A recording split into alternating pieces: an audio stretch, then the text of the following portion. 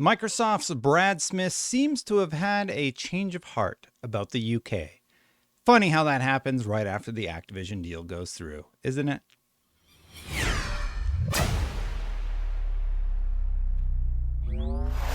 Not unexpected, but Microsoft's Brad Smith has said that he feels like they were tough but fair. I'm paraphrasing, but let's hear from the full BBC interview really quick.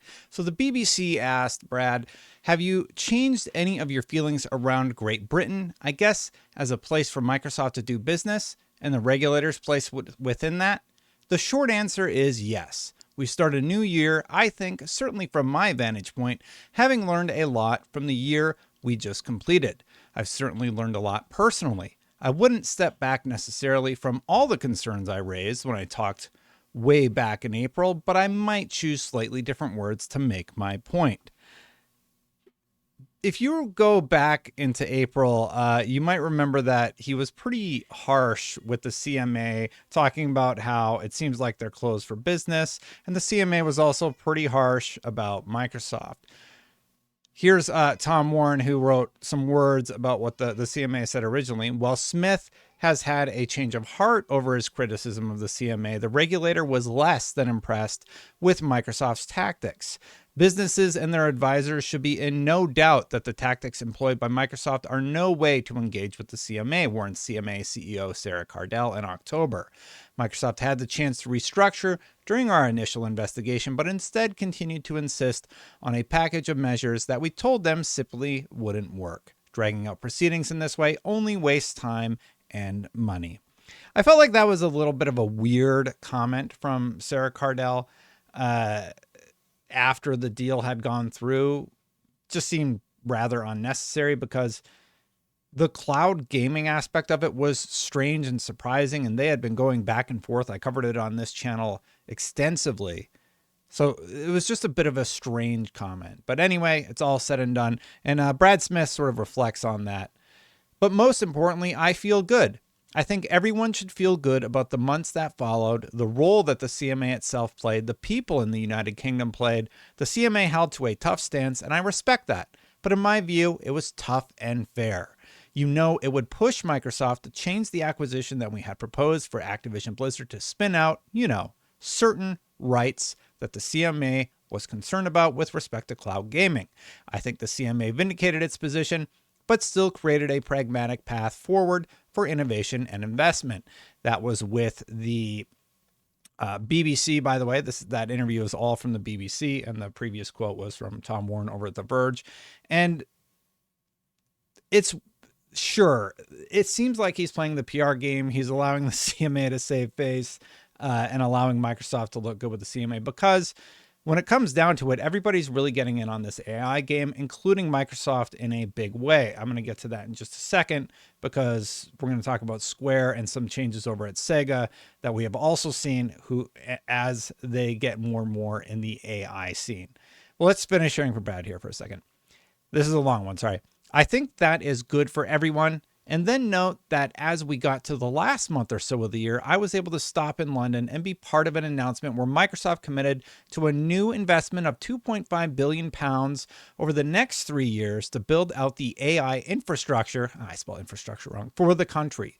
The AI infrastructure, I spelled it wrong again. Infrastructure for science and research and technology and business, as well as an AI skilling program for 1 million people. And new steps to advance cybersecurity protection and AI safety, all building on what the government itself championed in, I think, the critical AI safety summit that I also had the opportunity to attend at Bletchley Park. I have no idea how to say that. That, I think, adds up to a strong year, and it's a good reminder. Sometimes it's more important to think about how the year ends than what happened on a particular date called the 26th of April. That was the day, of course, when the CMA blocked everything. But a significant change in tune from Brad, and it highlights just how big AI is going to be. AI has been a contentious topic in the video game industry, but whether you like it or not, AI is coming. Thank you to Satya Nadella for our strong partnership with Microsoft, which we advanced in our meeting in Seattle this past Monday. Great opportunities and immense responsibility lie ahead as we work together to responsibly and safely realize the potential of AI. That was Secretary Alejandro Mayorkas. I don't see a political candidate. Secretary of Homeland Security. AI is coming, no matter what. It's going to be utilized more and more in the games, and it's not just Microsoft. There was also a big shakeup at Sega and a big shakeup with my subscribers. I've noticed that many of you are not subscribed, so hit that subscribe button, hit that bell, and let's shake it up so that the subscribers go up. I didn't plan this very well. If you're already subscribed, hit that like button. Square Enix also commented on AI. Here's what they had to say. We also intend to be aggressive in applying AI and other cutting-edge technologies in both our content development and our publishing functions. In the short term, our goal will be to enhance our development productivity and achieve greater sophistication in our marketing efforts. In the longer term, we hope to leverage those technologies to create new forms of content for consumers, as we believe that technological innovation represents business opportunities.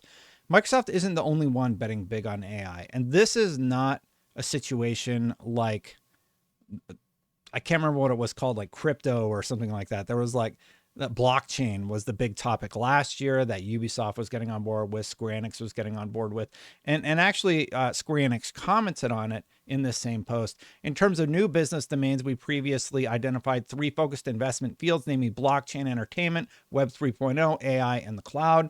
Last year, we redefined our overarching mission and goals for these 3 fields. We are currently working to modify our organizational structure and optimize our resource allocations to support these efforts.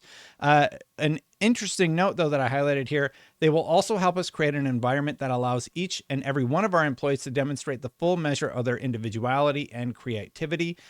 That one actually makes me concerned, and there's some earlier statements about how Square is talking about their publishing sector and development sector that are a little concerning, trying to focus on more of the exciting stuff, but they talk about how things are going to be changing over there quite significantly. However, they also talk about bringing back some of their retro catalog. If I could find the exact, I highlighted it all, but there was a specific area that I was looking for. So on the content development side, we are working not only to vet our existing pipeline of titles under development, but also to put the capabilities in place to ensure that development efforts that have yet to begin result in products and services that meet expectations of our customers more than ever before. Specifically, we have begun optimizing our resource allocation across our entire development chain in order to accelerate any effort that was already underway to strengthen our internal development capabilities. That sounds good.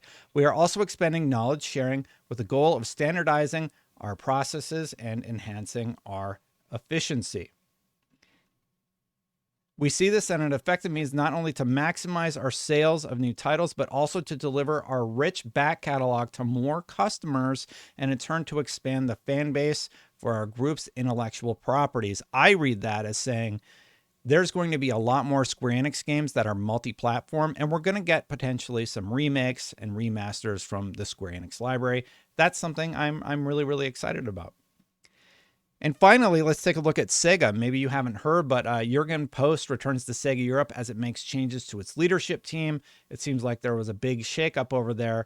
The one quote I wanted to pull from this, I don't know if they were first or gamesindustry.biz were first with this story, but the quote reads, "From myself and everyone associated with Sega, Gary and Tim have our thanks for their contributions to the business," says Shuji Utsumi, co-COO and president of Global Consumer Games and Transmedia at Sega. "I am delighted to welcome Jurgen Post back to Sega Europe and excited to see him guide the business towards future growth." A lot of shakeups early in the year. Everybody is getting their budgets in order and making big announcements in January. I think we're going to see a lot more of this over the next few weeks and days. And then over here on LinkedIn, we have a post from Mackenzie Drysdale, who is also working with Sega on, you guessed it, AI. "This week, we were privileged enough to host Sega's Global Data and AI Summit in our London office. The event brought together representatives from all Sega entities and studios, including Sega Europe, Sega Japan, Sega of America, all the Segas. and Relic Entertainment, 2 Point Studios, Amplitude Studios, like everybody's working on it. During the event, the teams were sharing how they are using and planning to use data plus AI to impact the gaming industry and provide the best gaming experiences for their customers. Whether you like it or not, AI is coming. I've talked about that a lot, but I think if it's done correctly, we can see some really smart investments that truly do end up improving games in the best way possible. That is my hope for it anyway. The one example that I bring up was from the Matrix demo, where they utilized AI so that you could have sort of organically growing conversations where you could actually speak to the AI in the Matrix mod. It was a mod for the Matrix demo on PC, and they would have a response to you, and you could kind of have a little bit of a conversation. Granted, it's probably just integrating with something like ChatGPT, but it shows potential. I always think about the future, like a lot of people don't agree with me on mobile phones and how Resident Evil 4 running on a mobile phone, oh, it's not that big of a deal. There's probably overheating issues or it doesn't run that great. It is Resident Evil running on a phone, though. And this is the first generation where we're seeing AI implementation and we're seeing games like that running on mobile phones. So it's only going to grow from here.